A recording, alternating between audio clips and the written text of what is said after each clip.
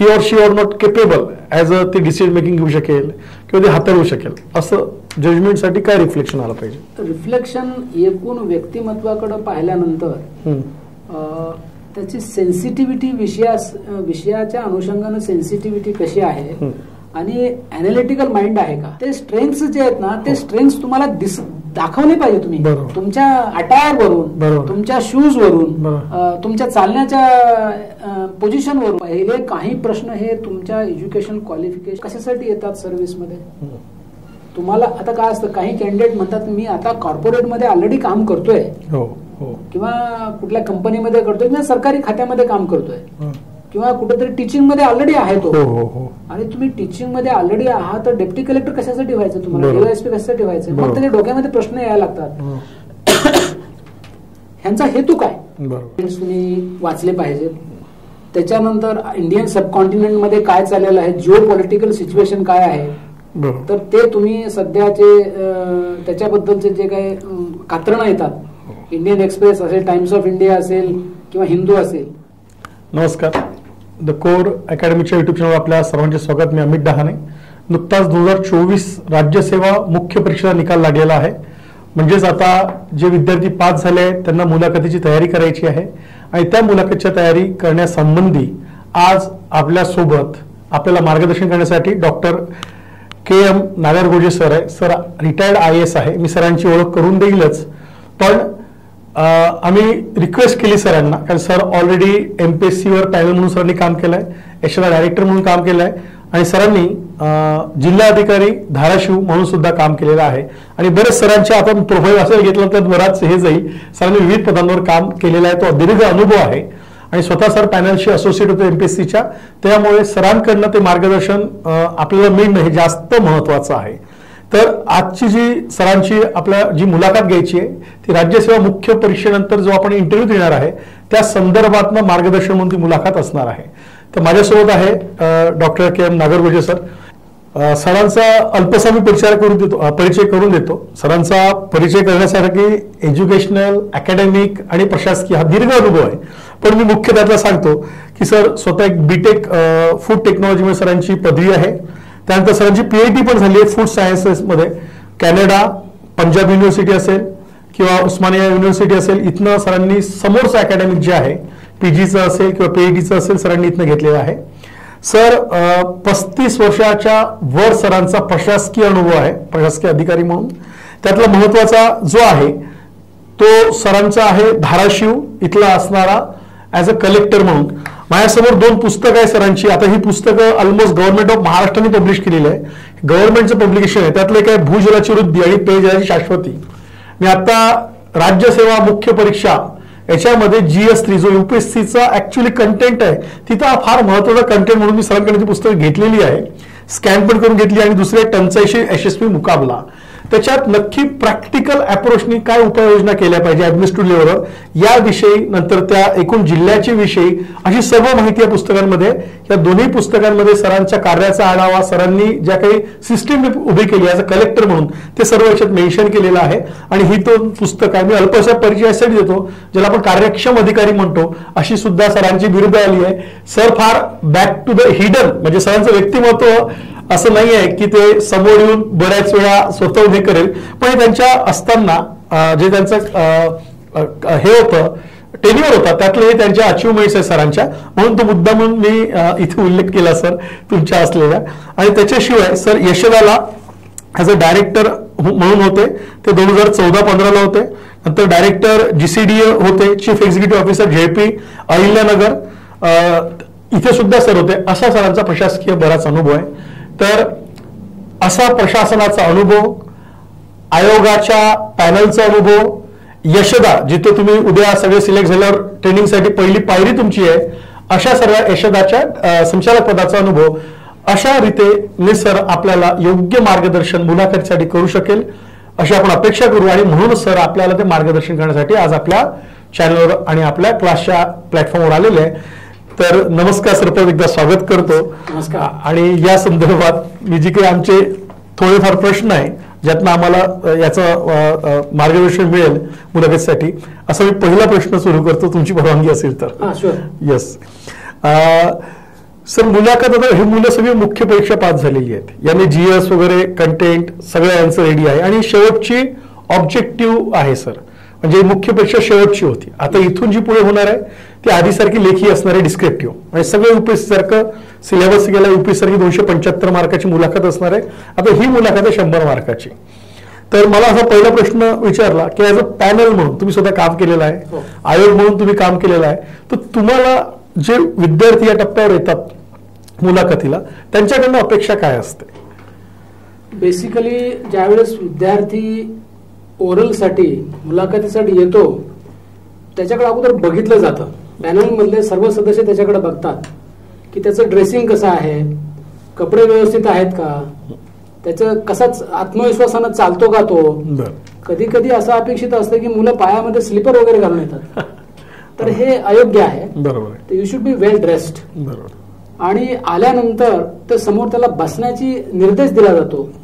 काही काही मुलं गपचिप येऊन बसतात, तर कधी कधी ते देखील पाहिलं जातं की हे ओबिडियंटनेस जो आहे, तर त्या दृष्टिकोनातून त्यांनी थोडस काही सेकंदाचा असतो तो, तर ते थोडस वाट पाहायला पाहिजे की काय म्हणतात आपल्याला. बसा म्हटल्यानंतर आपण पटकन बसलं पाहिजे. इथून सुरुवात होते आणि त्या उमेदवाराचा CV प्रत्येक मेंबरच्या समोर असतो, म्हणजे त्याचा बायोडाटा थोडक्यात समोर असतो आणि पाहिलं जातं की यांचं बॅकग्राऊंड काय आहे. तर सुरुवातीला पाहिलं जातं की याचं शिक्षण काय आहे. तर तुम्ही असं गृहीत धरून चालायचं विद्यार्थ्यांनी किंवा ज्या मुलाखतला जाणारे उमेदवार आहेत त्यांनी की तुमचं शिक्षण ज्या क्षेत्रामध्ये आहे, समजा तुम्ही मेडिसिन केलेलं असेल, म्हणजे MBBS केलेलं असेल किंवा इंजिनिअरिंग केलं असेल किंवा ऍग्रिकल्चर केलं असेल, वेटनरी केलं असेल, IT मध्ये केलं असेल, अनेक क्षेत्रामधले मुलं आता येतात. MPSC थ्रू त्यांना प्रशासकीय सेवेमध्ये येण्यासाठी असते. तर मग पहिले प्रश्न त्याच्यावर विचारले जातात, कारण का त्याला थोडंसं इज करायचं असतं आणि त्याला पहिले प्रश्न हे सुरुवातीला हलके सोपे विचारले जातात. मग त्याला विचारलं जातं समजा तो इतिहासाचा असेल तर त्याला इतिहासावरचे काही प्रश्न विचारले जातात. पुन्हा जिओग्राफी विषय असेल त्याच्यावर विचारले जाते. कृषीचा असेल तर मग कृषीवरचे प्रश्न विचारले जातील. म्हणजे त्यांची ही तयारी पाहिजे की त्याचं ज्या विषयामध्ये त्याने ग्रॅज्युएशन केलेलं आहे किंवा मास्टर्स केलेलं आहे तर त्या विषयाचे प्रश्नाचे त्याला उत्तरं देता आली पाहिजे. हे पहिली बाब. त्यानंतर त्याच्यामध्ये अशी माहिती असते की तुम्ही सध्या काय करत आहात. बरोबर, म्हणजे तुम्ही नोकरी करत असाल तर कुठे नोकरी करत आहात, तुमच्या जॉबचं स्वरूप काय आहे, मग त्याच्यावर प्रश्न विचारले जातात. मग त्यामध्ये देखील तुम्ही अभ्यास करून आलं पाहिजे. समजा तुम्ही कधी कधी काय होतं की एखादा कॅन्डिडेट हा कुठेतरी मंत्रालयामध्ये काम करत असतो, तो मग मंत्रालयामध्ये एखाद्या डिपार्टमेंटमध्ये समजा सामान्य प्रशासन विभागामध्ये काम करतोय, तो कक्ष अधिकारी आहे किंवा कुठल्या पदावर आहे, तर मग त्याला तिथले प्रश्न विचारले जातात. बरोबर, किंवा तो समजा फील्डमध्ये कुठल्या जॉबमध्ये काम करत असेल तर तिथले प्रश्न त्याला अपेक्षित असतात. म्हणून तुम्ही ज्या ठिकाणी काम करत आहात तर त्याचं ज्ञान तुम्ही पुन्हा घेतलं पाहिजे, म्हणजे तयारीनिशी गेलं पाहिजे. नसता तुम्ही तिथं आता स्मरणात येतंय काय, विसरतंय काय, असं व्हायला नको. म्हणून ही काळजी घेणं आवश्यक आहे की तुम्ही सध्या जे काम करत आहात तर त्याचं देखील ज्ञान तुम्हाला असलं पाहिजे आणि त्याच्यावरच्या प्रश्नाची उत्तरं तुम्हाला देता आली पाहिजे. त्यानंतर पुढचा असा एक तुमच्या CV मध्ये लिहिलेलं असतं की तुमचे राहणार कुठले आहात. तुम्ही विदर्भातले असाल, तुम्ही कोकणातले असू शकता, मराठवाड्यातले, उत्तर महाराष्ट्रातले कुठले असू शकता. जर एखादा कॅन्डिडेट उदाहरण देऊ आपण, समजा तो कोकणामधला आहे, तो कोकणामध्ये आहे म्हणला छत्रपती शिवाजी महाराजांच्या किल्ल्याची नावं माहित पाहिजे त्याला. बरोबर, तिथले ऐतिहासिक, जिओग्राफिकल, क्लायमेट, तिथलं पर्यटन क्षेत्र, पर्यटन स्थळ याची संबंध माहिती त्यांनी घेतली पाहिजे. म्हणजे त्याला जर असा प्रश्न सहज विचारला की मग आपल्या महाराष्ट्रात एकदम समुद्र किनारा किती किलोमीटरचा आहे, मग त्याला तो माहित असला पाहिजे. माझं एक सर्वांना एक असं एक हे आहे, सजेशन आहे की आपण ज्यावेळेस या पॅनल समोर जाता तर त्यावेळेस 5वी ते 10वी याच्यामधले इतिहास, भूगोल, समाजशास्त्र, विज्ञान याची पुस्तकं तुम्ही डोळ्याखालून घालावी, वाचावं थोडंसं. त्याचा डेफिनेटली फायदा होतो. म्हणजे समजा तो मुलगा कोकणातला असेल तर त्याला रायगडाविषयी विचारलं जाईल, मग रायगड एकदा समोर आला की मग शिवाजी महाराजांचा राज्याभिषेक कधी झाला ते इसवी सन तुम्हाला सांगता आलं पाहिजे. काय कोण कोण आले होते त्यांच्या राज्याभिषेकामध्ये ते विचारलं जाईल. आणि त्या अनुषंगानं मग काय होतं की तो विषय लवकर सुटत नाही. मग मग आग्र्याहून सुटक्यापर्यंत जाईल तो. औरंगजेबाचं काय झालं शेवटी तिथपर्यंत तो विषय जाईल. आणि काय चॅलेंजेस होते त्या काळामधले, चॅलेंजेस काय होते, आजचे चॅलेंजेस काय आहेत. जसे समुद्रावरचे चॅलेंजेस आहेत, जसं की आज देखील आपल्याला समुद्रातून धोके आहेत. जसं की मुंबईवरचा हल्ला झाला होता, समुद्रमार्गे आले होते लोक. तर अशा प्रकारे अनुषंगिक प्रश्न त्याच्यामध्ये येऊ शकतात. म्हणजे तुमचं राहण्याचं ठिकाण जे आहे ना, त्या अनुषंगानं तिथला इतिहास, जिओग्राफी, इव्हन क्रॉप्स. आता क्लायमेट चेंजचं सध्या या वर्षामध्ये इतका पाऊस झालेला आहे. तर हे क्लायमेट चेंज आहे, तर क्लायमेट चेंज बद्दल तुम्ही सबंध अभ्यास करून गेला पाहिजे. जगभरामध्ये जे पर्यावरणीय बदल झालेले आहेत आणि इकॉलॉजिकल सिच्युएशन बदलत चाललेली आहे, त्याचे काय काय आपण चॅलेंजेसला फेस करतोय. मग त्याचे क्षेत्र येतात. जसं की क्लायमेट चेंज झाल्यामुळं माणसाच्या जीवितावर प्रश्न निर्माण होतात. फ्लड्स येतात, त्याच्यामुळं पिकावर रोगराई येते, पिकाचं नुकसान होतं, माणसांना देखील वेगवेगळ्या रोगराई येतात. तर हे सगळे वेगवेगळे इश्यूज आहेत त्याचे. तर त्या अनुषंगाने तुम्ही तयारीशी गेलं पाहिजे. माझं असं सर्व उमेदवारांना माझं असं सजेशन आहे, तुमच्या बायोडाटावर तुम्ही जर नीट त्याचा अभ्यास केला तर तुम्हाला समजू शकतं की मला 70% प्रश्न हे विचारले जाणार आहेत. म्हणून ह्याची तुम्ही काळजी घ्यायची की तुम्ही बायोडाटामध्ये काय, कधी कधी असं असू शकतं की तुमच्या बायोडाटामध्ये समजा एखादा गेम कधीतरी खेळला, तुम्ही स्क्वॅश खेळला समजा कधीतरी, आणि तुम्हाला स्क्वॅशचं आता काय आठवत नाही, माहित नाही, तुम्ही लिहूच नका ते. जो तुम्ही समजा कबड्डी खेळला असेल, क्रिकेट खेळला असेल, तर मग क्रिकेट जर लिहिलं तुमचं खेळामधलं नैपुण्य वगैरे, तर मग क्रिकेटचा सगळा इतिहास तुम्हाला माहिती असला पाहिजे आजपर्यंत. हे सगळं माहिती असलं पाहिजे. ज्या ह्याचं लिहाल तुम्ही, तुमची हॉबी म्हणून लिहिलं असेल, त्याच्याबद्दल तुम्हाला सविस्तर प्रिपरेशन करून गेलं पाहिजे. ते प्रश्न अपेक्षित असतात. हे महत्वाचं आहे असं माझं मत आहे. सर, तुम्ही बरोबर एक उल्लेख केला की वेल ड्रेस्ड असला पाहिजे. ती वेल ड्रेसची म्हणजे आता इन करून ते आता मुलं तर फार आम्हाला मॉकला येतं तेव्हाच मुलं वेगवेगळे शर्ट्स, बूट वगैरे, पण तुम्ही वेल ड्रेस्ड म्हणजे साध्या भाषेत काय सांगता येईल? म्हणजे त्याच्यामध्ये दोन गोष्टी आहेत. एक तर फॉर्मल ड्रेस असला पाहिजे. फॉर्मल ड्रेस म्हणजे जो शर्ट आहे तो आणि पॅन्ट आहे, आणि पॅन्टला हा तुम्ही बेल्ट हा 100% असलाच पाहिजे. पायामध्ये शूज असले पाहिजेत, सॉक्स असले पाहिजे, आणि if possible you should use simple tie. जर तुम्हाला जर टाय शक्य असेल तर टाय वापरा, अन्यथा तुम्ही बंद गळा वापरला तर अधिक चांगला आहे. म्हणजे हे फॉर्मल ड्रेसेस आहे, आणि हे ड्रेसेस घातल्यानंतर तुमच्या पर्सनॅलिटीकडे बघितल्यानंतर समोरच्याला प्रसन्न वाटतंय, बरं का. आणि ह्या दृष्टीने केस व्यवस्थित विंचरले असले पाहिजे, शेव्हिंग केलं असलं पाहिजे. ऑल दिस थिंग्स आर व्हेरी इम्पॉर्टंट. तुमच्याकडे पाहिल्यानंतर आणि तुमच्या चेहऱ्यावर स्मित हास्य असलं पाहिजे. म्हणजे तुम्ही गेल्यानंतरच तुम्ही डिप्रेस्ड आहात असं ते तुम्ही चित्र निर्माण नाही करायचं. तर त्यामुळे आणि मनाशी असं बाळगा की मला सगळे प्रश्नाचे उत्तर येणार आहेत. एखादा ठीक आहे, नाही आला तरी काही फरक पडत नाही, अशी मनाशी एक खूणगाठ बांधायची आणि तसं मन प्रसन्न ठेवायचं आणि मग समोर जायचं. काही प्रॉब्लेम आणि कसलं प्रेशर वगैरे काही घ्यायचं नाही. तर असं चांगले ड्रेस वगैरे, स्वच्छ धुलेले कपडे असावे. आणि थोडंसं कसं आहे, माझं एक असं चांगलं नाही, समजा वरचा शर्ट जो कलर आहे समजा व्हाईट असेल तर त्याला कॉन्ट्रास्टिंग पॅन्ट असू द्या तुमचं, बरं का. That looks better. म्हणजे दिसल्यानंतर ते कॉन्ट्रास्ट दोन छान वाटतात. टाय वगैरे असेल तर आणखी छान वाटते.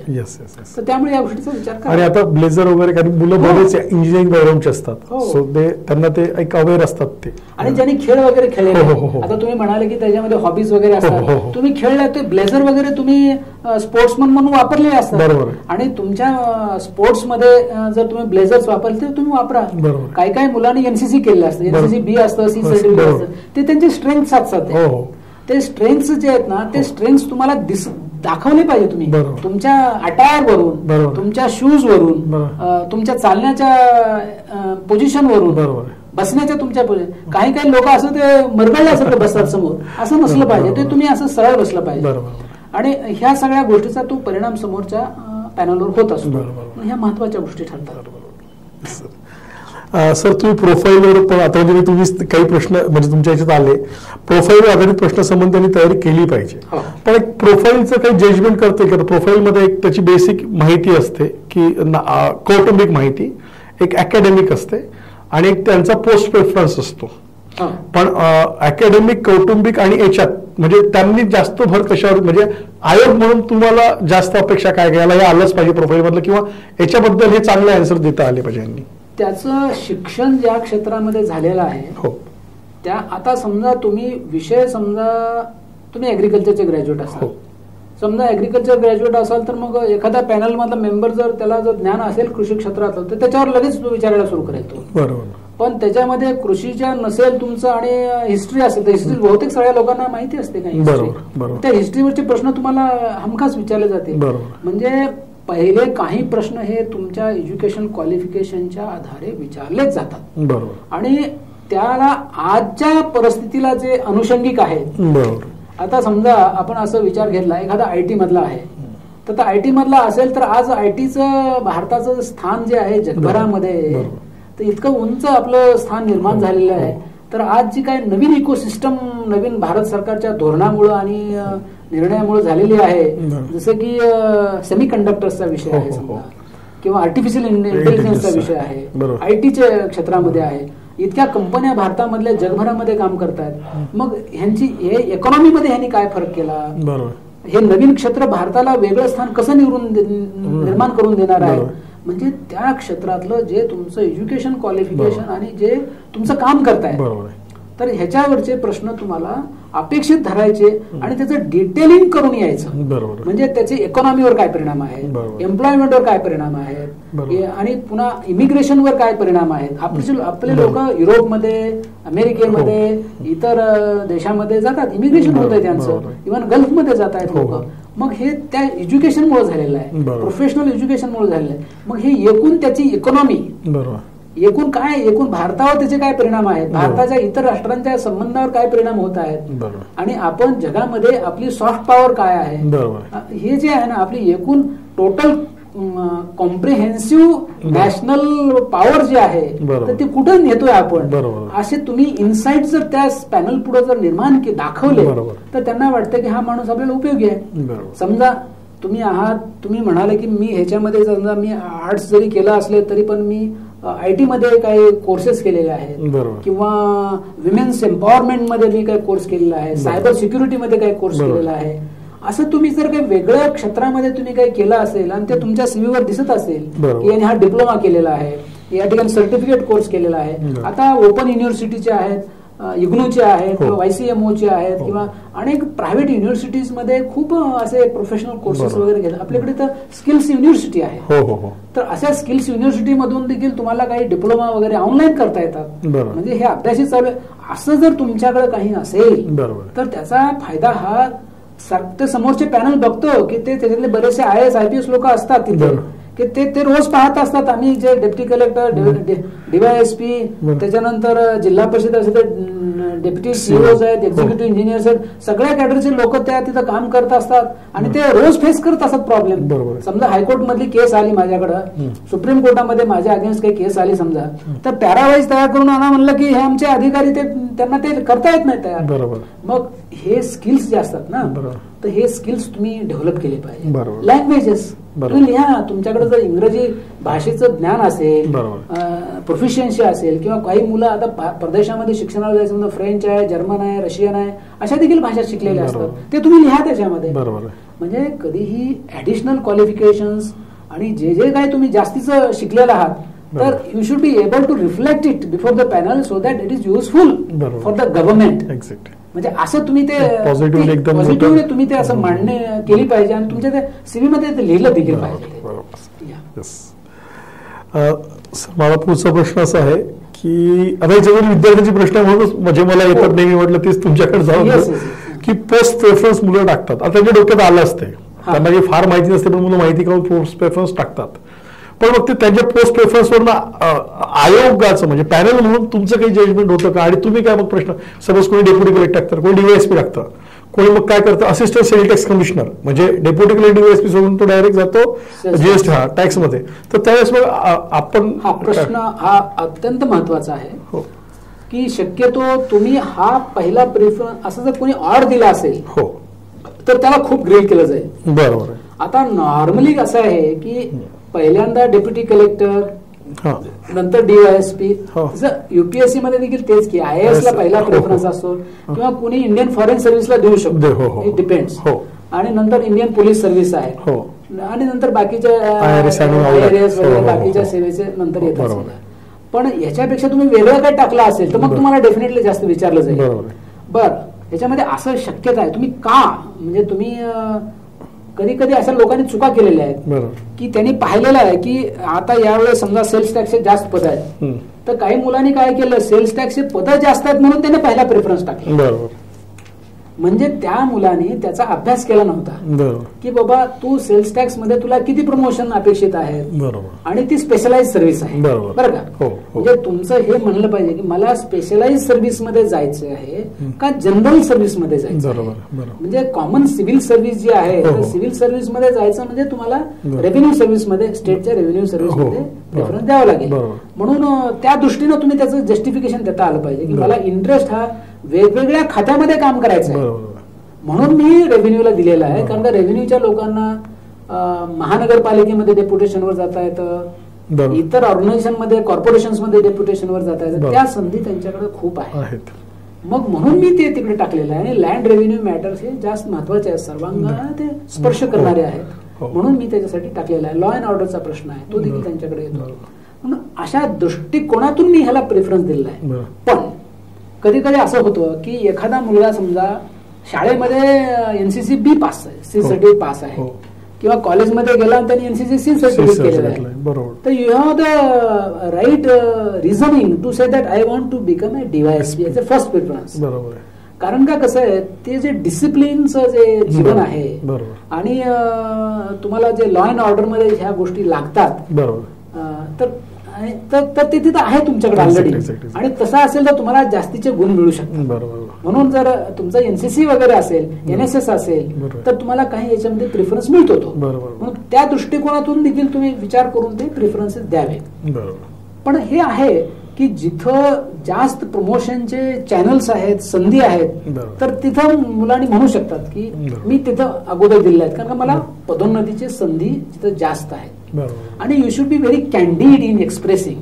म्हणजे म्हणतात ना ते काय, मडकं घेऊन जायचं ताकाला आणि ते मडकं लपवायचं, असा नसला पाहिजे. जे आहे ते कॅन्डिडली तुम्ही सांगितलं पाहिजे, स्पष्टपणे स्वच्छ विचारानं आपण मांडणी करायची, ही हा दृष्टिकोन ठेवायचा. म्हणजे प्रेफरन्स महत्वाचा आहे, मुद्दा महत्वाचा आहे. आणि तो विचार, सगळ्या गोष्टीचा विचार करून, कधी कधी काय होतं की काही पदांना, आता समजा शिक्षण अधिकाऱ्याचे पद अलीकडे यायला लागले, तर पूर्वी काय व्हायचं, ते शिक्षणासाठी स्वतंत्र एमपीएससी व्हायचं, तर आता तसं होत नाही. तर आता इथं कसं आहे, जर तुम्हाला शिक्षण क्षेत्रामध्ये जर काही माहिती तुम्ही टाकला असेल प्रेफरन्स, तर तुम्हाला विचारू शकतात प्रथम संस्था काय आहे, म्हणजे शिक्षणाचा गुणवत्ता आणि त्याच्या आधारे रँकिंग राज्याचे, जिल्ह्यांचे, हे सगळे जे होतो ना, तर त्याच्याबद्दलचे तुम्हाला काय माहिती आहे, त्याचं तुम्ही शिक्षणासाठी टाकलं असेल तर तुम्हाला ते अभिप्रेत आहे. बरं का, मग डीएड मध्ये काय शिकवलं जातं, बीएड मध्ये काय शिकवलं जातं, म्हणजे ऍटलिस्ट म्हणजे तुमचं जरी ते क्वालिफिकेशन नसेल तर तुम्ही माहिती तरी घ्यायला पाहिजे. मग त्याच्यासाठी डोमेन्स आहेत काय, म्हणजे त्या क्षेत्रातलं डोमेन नॉलेज तिथं जास्त उपयोगी पडू शकतं. तो विचार व्हावा, प्रेफरन्स देण्यामध्ये त्या गोष्टींचा निश्चितपणे विचार व्हावा. नक्कीच नक्कीच. सर, प्रोफाईल मध्ये आता जिल्हा असतो, स्वतःचं गाव येतं, नाव येतं, पण मला असं काही मुलांचे हे जेव्हा इंटरव्ह्यू देताना जाणवतं की गावाबद्दल आता मुलं काय डिटॅच झाले 10वी नंतर, शिक्षणासाठी बाहेर गावी आहे, पण त्यांना त्या खोलात गावाची किंवा जिल्ह्याची तपशीलवार माहिती नसते. गेल्या वेळेस आयोगाने विचारलं की तुम्ही या जिल्ह्यात आला, तुमच्या जिल्ह्यातले 3 आंतरराष्ट्रीय पातळीच्या किंवा 2 आंतरराष्ट्रीय पातळीच्या व्यक्ती सांगू शकाल का, आणि ते कुठल्या क्षेत्रात होते. मुलं अवेअरच नाही, मुलांनाच माहिती आपल्या जिल्ह्यात इतकी मोठी व्यक्ती होऊन गेली, मग ती तपशीलवार म्हणजे कुठपर्यंत तो तपशील गेला पाहिजे. प्रश्न तसा फार महत्वाचा यासाठी असतो की तुम्ही तुमच्या सराउंडिंग बद्दल किती सेन्सिटिव्ह आहात. म्हणजे तुम्ही ज्या बॅकग्राऊंड मधून आले, समजा तुमचं बॅकग्राऊंड शेतीचं असेल, तर शेतीचे काही सामान्य प्रश्न जे आहेत, आता फार्मर सुइसाइड एक मोठा महत्वाचा इश्यू आहे महाराष्ट्रामध्ये, त्याच्यानंतर ऑर्गॅनिक फार्मिंग हा पुढचा आहे, क्लायमेट चेंज आणि रेझिलियंट क्रॉपिंग हा नवीन विषय आहे, विमेन्सला एम्पॉवर करून ड्रोन्सच्या द्वारे स्प्रेइंग करणं, पेस्ट इन्सेक्ट कंट्रोल करणं, हे नवीन टेक्नॉलॉजी त्याच्यामध्ये येत आहे. मग या क्षेत्राचं तुम्ही ऍटलिस्ट माहिती मिळवली पाहिजे. तसंच आता समजा तुम्ही एखादा कॅन्डिडेट असेल, तो गडचिरोलीतून आला असेल, समजा एकदम आता गडचिरोलीमध्ये म्हटल्यानंतर तिथं फॉरेस्ट आहे, बरोबर, त्याच्यानंतर तिथं आदिवासी समाज मोठ्या प्रमाणामध्ये आहे. आदिवासींच्या समस्या काय आहेत, ह्युमन डेव्हलपमेंट इंडेक्स मध्ये हा जिल्हा कुठे येतो, मानव विकास निर्देशांक जे असतात ना त्याच्यामध्ये तो कुठे येतो, त्याच्यानंतर हेल्थ इंडिकेटर्स काय आहेत, आर्थिक इंडिकेटर्स काय आहेत. महाराष्ट्राची आर्थिक पाहणी जी असते ना, महाराष्ट्राच्या आर्थिक पाहणीचं पुस्तक तुम्ही लेटेस्ट घेऊन ते अभ्यासलं केलं पाहिजे. मग तसं केलं तर तुम्हाला तुमचा जिल्हा विसावीस अदर जिल्हे, पश्चिम महाराष्ट्र जिल्हे काय ते कळते. आता आपण एक उदाहरण घेतलं होतं गडचिरोलीचं, तर मग गडचिरोली जिल्हा म्हणल्यानंतर मग तिथं सामाजिक कार्य कोण करतात, जर तुम्ही मगाशी प्रश्न विचारला, मग तुम्हाला अभयभंग आणि राणीभंग यांचं नाव माहित असलं पाहिजे. ते त्यांचं तिथं कार्य खूप मोठं आहे, किती वर्षापासून ते काम करतात. अलीकडे त्यांना पद्म पुरस्कारानं देखील सन्मानित केलेला आहे. जर तुम्हाला हे सांगता नाही आलं आणि तुमचा जिल्हा जर तो असेल तर मग ते रिफ्लेक्ट करतं की तुम्ही तुमच्या बर्थ प्लेस बद्दल, तुमच्या स्वतःच्या जिल्ह्याबद्दल, तुमच्या त्या क्षेत्राबद्दल तुम्ही सेन्सिटिव्हली त्याचा अभ्यास करत नाहीये. इव्हन असं मी म्हणेन, एखादा विद्यार्थी समोर आला तर तुमचं पहिलं नाव काय म्हणलं, तर तो जो म्हणला मी संजय, माझं नाव संजय आहे, अहो पहिला प्रश्न त्याच्या महाभारतामध्ये त्याला घेऊन गेलं जाईल, त्याला महाभारतामध्ये घेऊन गेलं जाईल आणि महाभारताचा संजय कोण होता, मग तुम्हाला संजय उवाच सांगता आला पाहिजे. धर्मक्षेत्रे कुरुक्षेत्रे समवेता उत्सवा हा महामगा पांडवा सेवक किंवा कुरुता संजय, हा पहिला जो धृतराष्ट्राचा उवाच आहे तिथं आहे, संजय याचा शेवटचा आहे. म्हणजे मग तुम्हाला काही गोष्टी, तुमचं नाव जे आहे त्या नावावरून देखील तुमचं सरनेम म्हणत असेल, भोसले सरनेम असेल, आता तिथं अलीकडे ती पद्धत नाहीये की नाव सरनेम जात वगैरे ते सगळं हिडन असते. It is hidden, it is not known to any of the panellist. त्यामुळे तसे प्रश्न नाहीत विचारले. पण बोलता बोलता एखादं नाव आलं समोर तर मग त्या प्रश्नाला त्या अनुषंगाने प्रश्न विचारले जाऊ शकतात. पण हा प्रश्न जिओग्राफी, हिस्ट्री, तुमचा जो राहण्याचं ठिकाण आहे, तिथले सामाजिक कार्यकर्ते असतील, मोठं काय आहे. आता नगरचा असेल तर नगरचा जिल्हा अण्णा हजारेविषयी प्रश्न तुम्हाला साहजिक आहे. प्रवरा साखर कारखाना जो पहिला महाराष्ट्रामध्ये सहकार तत्व त्याचा माहिती, म्हणजे कसं होतं त्या जिल्ह्याची सर्वांगीण माहिती तुम्ही ते मिळवली पाहिजे. आणि तिथले इश्यूज काय आहेत, बीड असेल तर बीडचे वेगळे प्रॉब्लेम्स अलीकडच्या कालखंडामध्ये, म्हणजे आजपर्यंतचे आणि हिस्टॉरिकल असं तुम्ही त्याचा अभ्यास करून गेलं पाहिजे, सूचना आहे. सर तुम्ही पदवीविषयी मला सांगितलं, सुरुवातीस तुम्ही म्हटली की ती फार महत्वाची गोष्ट आहे. पण अगेन मुलांचे जे मला दिसतात इथे, मुलाचा नेहमी प्रश्न असतो पदवी आता, आणि ते एमपीएससी मध्ये एक्सपर्ट झाले, म्हणजे एक्सपर्ट इन द सेन्स तो कंटेंट खूप अपडेट झाला, social sciences, history, geography, polity, economy. पण मी टेक्निकल मध्ये डिग्री घेतली, आता टेक्निकल कम्प्लीट वॉशआउट झालेला आहे, किंवा माझी कुठली डिग्री होती ती वॉशआउटच झालेली आहे मुलं. मग सर ती डेप्थ कुठे ठेवावी, आता नेमके काय प्रश्न विचारणार, बरोबर. तर मग त्याच्यासाठी ती कुठल्या डेप्थ पर्यंत ऍटलिस्ट तुम्ही ग्रॅज्युएशनचे विषय केले पाहिजे. माझं असं मत आहे की तुम्ही ग्रॅज्युएशन केलं असेल तर तुम्ही माझं सगळंच विसरून गेलं असं म्हणणं थोडंसं संयुक्तिक नाही होणार. बरोबर. समजा एखाद्या मुलानं तो म्हणला मी केमिस्ट्रीमध्ये बीएससी, माझा मेजर केमिस्ट्री विषय होता, मेजर केमिस्ट्री विषय होता म्हणल्यास मग त्याला ऑर्गॅनिक केमिस्ट्री काय असते, इनऑर्गॅनिक केमिस्ट्री काय असते, फिजिकल केमिस्ट्री काय असते, तर ह्याच्याविषयी प्रश्न विचारणे साहजिक आहेत. मग तुम्ही असं करा की at least introduction to organic chemistry, introduction to inorganic chemistry असे थोडेसे पुस्तकं तरी ऍटलिस्ट ब्रशअप करू. आता बेन्झिन रिंग कशी आहे असं जर म्हणलं, तो ऑर्गॅनिक त्याचा विषय होता, त्याला बेन्झिन रिंग सांगता आली पाहिजे. त्याच्यानंतर त्यांनी काय बायोकेमिस्ट्री विषय केला असेल तर त्याच्यामधले अमिनो ऍसिड्स काय असतात, प्रोटीन्स काय असतात, फॅटी ऍसिड काय असतात, ग्लिसरॉल काय असतो, म्हणजे सम बेसिक कॉन्सेप्ट जे आहेत ना तर ते त्याला ते आले पाहिजे. मग तुम्ही असं करा की तुम्ही त्याच्यासाठी एक आठवडा घाला त्यासाठी, बरोबर, की ते जुने पुस्तकं काढून लायब्ररीमध्ये बसून थोड्याशा नोट्स काढून अशा काही गोष्टी ते होतात आणि असं ते केलं जातं. ते विचारलं जातं, मुद्दाम विचारलं जातं की मग तुम्ही सगळं विसरून गेला का, असं व्हायला नको. त्या दृष्टिकोनातून ते महत्वाचं आहे. तेवढं एक बेसिक लेवल ब्रशअप करणं गरजेचंच आहे. आणि असं मग म्हणेल मी एक सर्वांसाठी की तुम्ही 10वी, 11वी, 12वी ह्याचे जे सगळे क्रमिक पुस्तक आहेत, एनसीईआरटीचे जे बुक्स आहेत ना, तर तुम्ही सायन्समध्ये ग्रॅज्युएशन असलं सायन्सचे सगळे पुस्तक आहे तुम्ही वाचून घ्या. ते बेसिक आहेत पण ते तुम्हाला बरेचसे क्वेश्चन्स तुम्हाला डिफेंड करण्यासाठी उपयुक्त पडू शकतात. बरोबर, त्याचा तुम्ही तसा उपयोग करू शकता आणि ते उपयोगी पडेल, डेफिनेटली उपयोगी पडेल. नक्कीच. सर पुढचा प्रश्न असा आहे की आता प्रशासकीय अधिकारी व्यक्तिमत्व लागतं, म्हणजे व्यक्तिमत्व नॉट सेमी फिजिकल म्हणतच नाहीये, पण पर्सनॅलिटी नॉलेजची आहे, कम्युनिकेशनची आहे, बरोबर ना.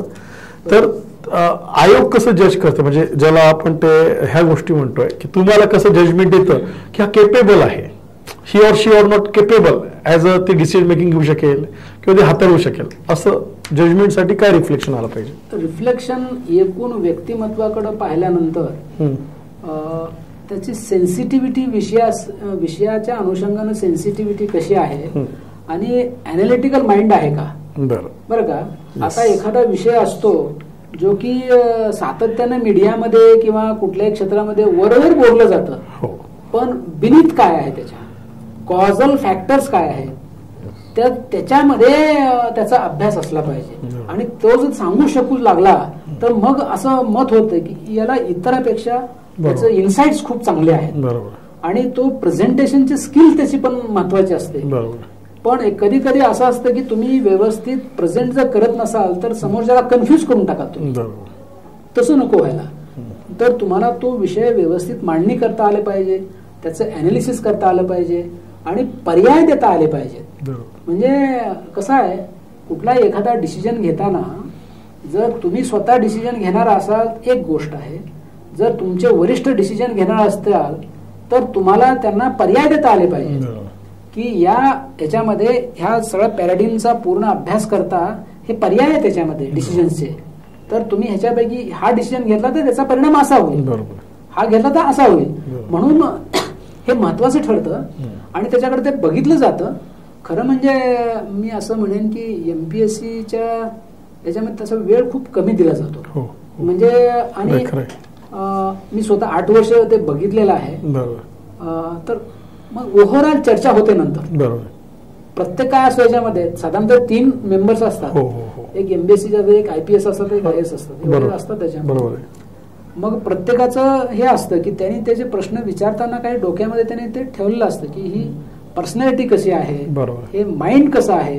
कधी कधी लोक कशासाठी येतात सर्व्हिसमध्ये, तुम्हाला आता काय असतं, काही कॅन्डिडेट म्हणतात मी आता कॉर्पोरेटमध्ये ऑलरेडी काम करतोय किंवा कुठल्या कंपनीमध्ये करतोय किंवा सरकारी खात्यामध्ये काम करतोय किंवा कुठेतरी टीचिंग मध्ये ऑलरेडी आहे तो. आणि तुम्ही टीचिंग मध्ये ऑलरेडी आहात तर डेप्टी कलेक्टर कशासाठी व्हायचं, तुम्हाला डीवायएसपी कशासाठी व्हायचं. मग त्याच्या डोक्यामध्ये प्रश्न यायला लागतात,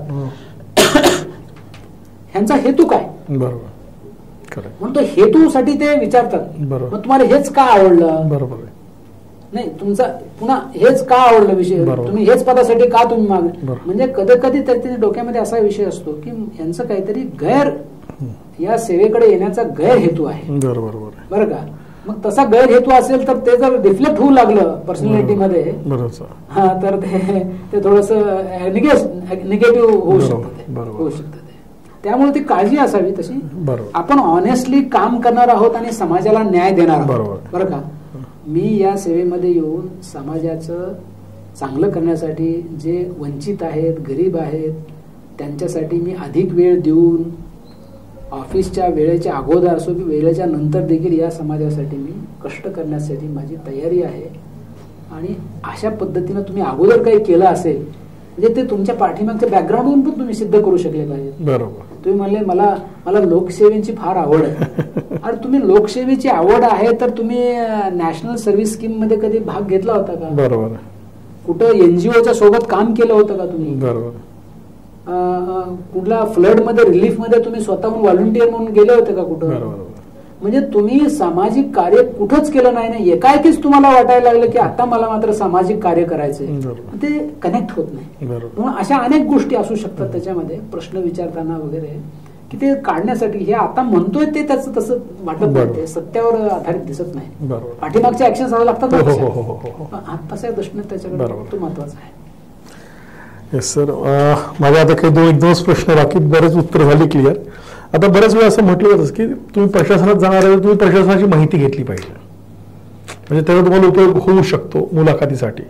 प्रशासनाची माहिती घेतली पाहिजे म्हणजे फक्त मी पोस्ट ज्या प्रेफरन्स दिल्या तेवढी माहिती की एकूण. आता असेही काही आम्ही विद्यार्थी बघितलं ज्याला डीवायएसपी टाकलं म्हणजे आजपर्यंत पोलीस स्टेशन बघितलं नाही, पण जर प्रेफरन्स टाकलाय डीवायएसपी. असेही काही विद्यार्थी आहेत की कामच नाही पडलं गव्हर्नमेंटमध्ये, जे काही कधी सर्टिफिकेट कायच काम पडलं तरी घरच्यांनीच काढून टाकलेलं आहे, तर ते माहीत नाही. पण ते बोलताना कळतं, ते सांगतात ना ऑनेस्टली, सर बघितलंच नव्हतं प्रशासन, तुम्ही प्रश्न विचारला पण आता तिकडे पडलं तर काही तर ठीक आहे, मॉक इंटरव्ह्यू आहे, तिथं फायनल स्टेज असणार ना. प्रशासनाची काय माहिती घेणे, मिनिमम एवढी प्रशासनाची माहिती घेऊन गेलं पाहिजे किंवा करून घेतली पाहिजे स्वतःसाठी. आता बेसिकली जी घटना आहे तर घटनेच्या अनुषंगानं म्हणजे आपल्या देशाची संरचना, एकूण राजकीय व्यवस्था जी आहे ती घटनेमध्ये दिलेली आहे. हो. तर म्हणजे घटना ही सर्वात महत्त्वाचं डॉक्युमेंट आहे. त्यानंतर केंद्रीय कायदे आहेत, त्यानंतर राज्याचे कायदे आहेत, आणि नंतर हे सगळे डिस्चार्ज करण्यासाठी जे पिलर्स आहेत, जसं लेजिस्लेचर आहे, ज्युडिशियरी आहे, एक्झिक्युटिव्ह आहे, आणि यांना सपोर्ट करण्यासाठी सेवा आहेत. ह्या सगळ्या ऑल इंडिया सर्व्हिसेस आहेत, सेंट्रल सर्व्हिसेस आहेत, स्टेट सर्व्हिसेस आहेत. तर हे मुलं स्टेट सर्व्हिसेस आले आहेत. तर स्टेट सर्व्हिसेस म्हटलं की तुम्ही काय, समजा तुम्ही कुठल्या ह्याच्यासाठी जर तुम्ही प्रेफरन्सेस दिले असतील तर आय वुड ऍडवाइज दॅट तुम्ही त्या ह्याच्यामध्ये निवृत्त झालेला, कारण सध्या सेवेमध्ये असलेले लोक तुम्हाला वेळ कुणी देणार नाही, पण त्या क्षेत्रामधून निवृत्त झालेले जे लोक असतात ना, तर त्यांच्याकडे इव्हन क्लरिकल मधले देखील लोक जे ज्येष्ठ पदावरून निवृत्त झालेले आहेत ना, त्यांच्याबरोबर जाऊन 1 घंटा जरी तुम्ही बसलात, असे 4-5 लोकांकडे जाऊन 1-1 घंटा जर तुम्ही जर वेळ दिला त्यांना, त्यांचा वेळ घेतला, तर तुम्हाला ते सांगतील की फंक्शन काय असतं, तुम्हाला काय डिस्चार्ज करायचं असतं, कुठले कायदे आहेत त्यासाठी. म्हणजे तुम्हाला असं अपेक्षित धरणार नाही की MLRC मधल्या सगळ्या प्रोव्हिजन तुम्हाला काय ते म्हणजे बॉम्बे पोलीस ऍक्ट मधल्या काय तर कॉन्स्टिट्यूशन मधले काय आर्टिकल्स आहेत, एवढं नाही अपेक्षित धरणार. पण मग तुम्हाला थोडं त्याचं म्हणजे स्वरूप समजण्यासाठी तुम्ही त्यांच्याशी जाऊन थोडंसं चर्चा करून घ्यावी, आणि काय फंक्शन काय नेमकं, आता तहसीलदाराचं फंक्शन काय आहे, गटविकास अधिकाऱ्याचं फंक्शन काय आहे, चीफ ऑफिसरचं फंक्शन काय आहे, AR असेल किंवा DDR असेल तर सहकाराचं फंक्शन काय आहे, तर तुम्ही जाऊन त्याचं थोडंसं चर्चा करून घ्यावी. मग तुम्हाला असे काही प्रश्न येऊ शकतात, येतात पण येतात, आणि विचारतात काही लोक, आणि मग सांगता आले तर अधिकच चांगलं. बरोबर, ऑलवेज बेनिफिशियल. सर, आता लास्ट म्हणून याच्यानंतरचा मग आपण समर्पकात जाऊ. स्वतःची पर्सनॅलिटी, कम्युनिकेशन, कॉन्फिडन्स किंवा विचारामधली क्लॅरिटी ऑफ थॉट, तर याच्यासाठी म्हणजे सराव कसा करतात. आता मॉक इंटरव्ह्यू आहेच, पण मॉक इंटरव्ह्यू मध्ये परत काय होतं, प्रश्न आणि आन्सर इथपर्यंतच मुलं होतं. स्वतः त्यांना काही करता येईल का प्रॅक्टिस या सगळ्या गोष्टींसाठी, जे आता आपण आज बोललो आहे, किंवा अशासाठी त्यांनी काय केलं पाहिजे? हा फार महत्वाचा आहे मुद्दा. मॉक मध्ये जाताना समोर पॅनलिस्ट लागतात, हो, आणि ते तुमचे प्रश्न विचारतात, तुमचा CV पाहतात, बॅकग्राऊंड पाहतात, आणि मग तुम्हाला प्रश्न विचारतात, नंतर सांगतात की तुम्हाला हे तुमचं हे योग्य आहे, हे तुमची कमतरता जाणवते, याच्यावर तुम्हाला आणखी फोकस करणं आवश्यक आहे.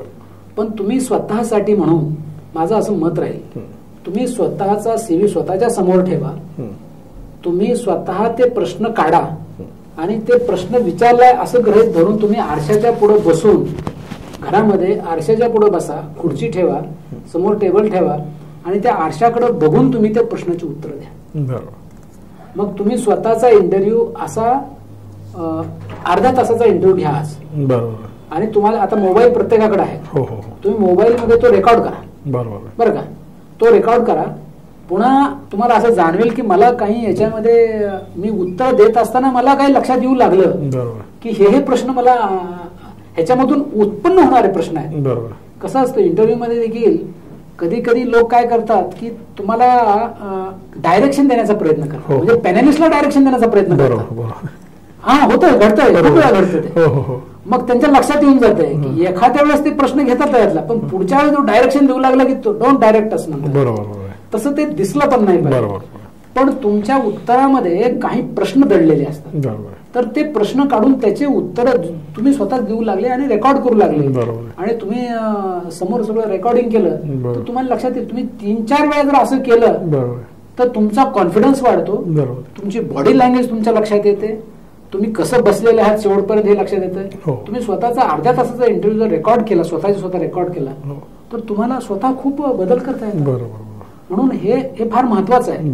तुम्ही स्वतःच घरी तयारी करा, मोबाईलवर तुम्ही रेकॉर्ड करा, समोर आरसा ठेवा, आरशामध्ये स्वतःला बघत तुम्ही ते प्रश्नाची उत्तरं द्या. मला खाते ह्याच्यामध्ये तुम्ही 70-80% तुम्ही सिद्ध व्हाल, हे तुम्हाला करता येईल आणि करावं. हा माझा सल्ला राहील, बिलकुल करावं. ऑलमोस्ट सगळे प्रश्न जी मला वाटली विद्यार्थ्यांकडनं येतात, नेहमी आम्ही मॉक इंटरव्ह्यू घेतो बरोबर, त्यातली सगळ्यांचाच तुम्ही उपभोग केलेला आहे. मुलांना यातनं नक्कीच योग्य मार्गदर्शन उपलब्ध होईल. तर मी शेवटाला फक्त एकदा विचारेल की तरी तुम्हाला आणखीन ऍडिशनल थोडंसं काही जर सांगायचं असेल की एक विद्यार्थी म्हणून, जाणारे विद्यार्थी, आता अजून डेट्स डिक्लेअर व्हायचे आहे, तर यांनी बेसिक टू एंड म्हणजे मिनिमम एवढं ही तुमची लाईन असली पाहिजे प्रिपरेशनची. मी एक म्हणेन की तुम्ही 8वी ते 11वी 12वी पर्यंतचे हे सामान्य पुस्तक जे आहे, इतिहास, भूगोल, सामान्य ज्ञान, विज्ञान, हे तुम्ही वाचा.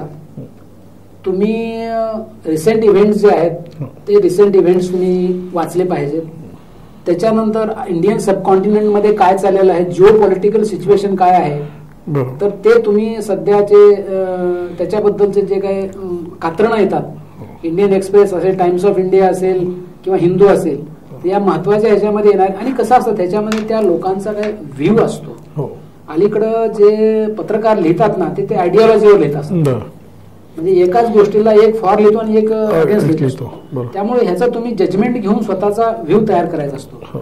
तर मग तुम्ही रिसेंट इव्हेंट्स घ्या, इंटरनॅशनल इव्हेंट सध्या जसे की भारताचे इतर युरोपियन राष्ट्रांच्या बरोबर जे काही वर्ल्ड ट्रेड ऑर्गनायझेशन असतील किंवा आंतरराष्ट्रीय समुदायांच्या बरोबर असो किंवा इव्हन युरोपियन युनियनच्या बाबत असं आपले जे काही सध्या एमओयू होत आहेत, फ्री ट्रेड अग्रीमेंट्स वगैरे होत आहेत, तर ते आणि अमेरिकेचे टॅरिफ्स आणि पेनॉल्टीज, तर हे तुम्हाला अपेक्षित प्रश्न आहेत. जसं की एक आपल्याकडे आता चक्कर झाल्यासारखं झालं की अगोदर भारताच्या साऊथ मध्ये श्रीलंकेमध्ये उठाव झाला, नंतर पूर्वेकडे गेलो तर बांगलादेशामध्ये झाला आणि आता नेपाळमध्ये झाला, उत्तरेकडे, आणि आता ह्याच्याच अगोदर आपलं आणि फ्रिक्शन झालं पाकिस्तान बरोबर, ऐक नाही, ऑपरेशन सिंदूर झालं. तर मग तुम्हाला ह्या चारही दिशेनं आपल्या ज्या काही घडामोडी घडलेल्या आहेत, तर ह्या घडलेल्या घटनाबद्दल तुम्ही सविस्तर अभ्यास करून जा.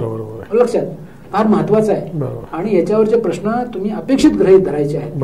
मला असं वाटतं हे असं केल्यानंतर तुम्हाला बऱ्यापैकी चान्सेस आहेत. आणि आता जे बोललो आपण, डोमेन नॉलेज आहे, तुम्ही जे शिक्षण घेतलं त्या क्षेत्रातलं ज्ञान आहे, आणि जे अलीकडे इव्हेंट्स घडत आहेत, इकॉलॉजिकल, क्लायमेट चेंज, आता पाऊस या वर्षामध्ये इतका वाढलेला आहे, तर हे सगळ्या गोष्टीचा तुम्ही साकल्यानं अभ्यास करावा. आणि मला खात्री आहे की तुम्ही असं जर अभ्यास करून त्याच्यावर चिंतन केलं तर आणि तुम्ही 3-4 विद्यार्थी एक ग्रुप करून तुम्ही आपसामध्ये देखील हे सगळं करू शकता. आपसामध्ये देखील तुम्ही हे करू शकता. आणि तुमच्या संस्थेमार्फत जे इंटरव्ह्यू घेतले जातात, मॉक इंटरव्ह्यू होतात, तर मला वाटतं एक इंटरव्ह्यू हा मार्क कमीत कमी असावा, मॅक्झिमम कुड बी 2. बरोबर, त्याच्यापेक्षा पण नको जास्त. नाही, मला असं वाटत नाही त्याचा काही फारसा उपयोग होतो. बरोबर आहे. आणि इथपर्यंत करा आणि मग स्वतः तयारी करायची. बरोबर. तर हे केलं तर तुम्हाला निश्चितपणे त्याचा फायदा होतो. आत्मविश्वासानं जा, कसल्याही प्रेशर खाली जायचं नाही, काय नाही, व्यवस्थित होत आहे, काय प्रॉब्लेम नाही. नक्कीच सर, तुम्ही तुमचा वेळ देऊन विद्यार्थ्यांना, आता जे विद्यार्थी इंटरव्ह्यू जातील 2024च्या जागेसाठी, त्या विद्यार्थ्यांना योग्य मार्गदर्शन केलं. मी सगळ्या विद्यार्थ्यांना सांगेल की आवर्जून तुम्ही हा पूर्ण व्हिडिओ बघाल, ज्यात तुम्हाला स्टार्ट टू एंड एकूण तुमचं प्रिपरेशन, त्याची सरांनी भर दिला की सेल्फ प्रिपरेशन पण कसं पाहिजे, तुमचं ग्रॅज्युएशन कसं हवं, या सगळ्या गोष्टीचं तुम्हाला नक्कीच या मार्गदर्शनाचा आपल्याला फायदा होणार आहे. तो फायदा आपण करून घेतला पाहिजे मुलाखतीला जाण्याआधी, आणि त्याप्रमाणे सराव केला पाहिजे. जर त्यानंतर विद्यार्थ्यांच्या फारच परत एकदा डिमांड आली सर, आणि त्यांना जर तुमच्याशी प्रत्यक्ष कम्युनिकेशन करायचं असेल तर परत आम्ही तुमची एकदा वेळ घेऊ. जर विद्यार्थी आले प्रत्यक्ष इथे स्वतः असे, तर आम्ही करूया. आणि मी आवर्जून सांगेल, मी जर सरांनी परवानगी दिली तर याची मी स्कॅन करून कॉपी ग्रुपवर अवेलेबल करून देईल. मला असं म्हणायचं आहे की हे मी मेन्सचा रेफरन्स म्हणून वापरतोय आता डिस्क्रिप्टिव्हसाठी, जो आपला नवीन आहे, की टंचाई यशस्वी मुकाबला आणि भूजलाची वृद्धी. गेल्या वर्षी सर UPSCने प्रश्न विचारला की ट्रॉपिकल कंट्रीज फ्रेश वॉटर स्कॅरसिटी जास्तीत जास्त त्यांना होत चालली आहे. कन्सर्न असं होतं की tropical countries at the assured rainfall area, तरी scarcity of the fresh water दिवसेंदिवस वाढत चालली आहे. तो जो अँगल आहे ना, याच्यात एक अँगल निघतो, म्हणजे मी हे जे वाचतो आणि मुलांना आन्सर लिहून देतो ना आम्ही, त्यासाठी आहे. तर मी मुलांना आवर्जून सांगेल, टंचाईचा यशस्वी मुकाबला आणि भूजलाची वृद्धी, पेयजल शाश्वती. सरांचे म्हणजे प्रॅक्टिकल त्यांनी राबवलेले मॉडेल्स आहेत ॲज अ मॅजिस्ट्रेट कलेक्टर म्हणून, ते पण तुम्ही वाचा. इंटरव्ह्यूला तुम्हाला जे मराठवाड्यातले विद्यार्थी आहे, जे पश्चिम विदर्भातले विद्यार्थी आहे, जिथे पाण्याची कमतरता आहे, एक प्रॅक्टिकल अप्रोच पण तुम्हाला तिथनं मिळेल असं मी सांगेन. मी परत एकदा सरांचे फार फार आभार मानेल. द कोर अकॅडमीतर्फे की सरांनी वेळ काढून आले आणि आम्हाला मुलाखतीसाठी विद्यार्थ्यांना मार्गदर्शन केलं, म्हणून सर फार फार धन्यवाद. Thank you so much. वेलकम.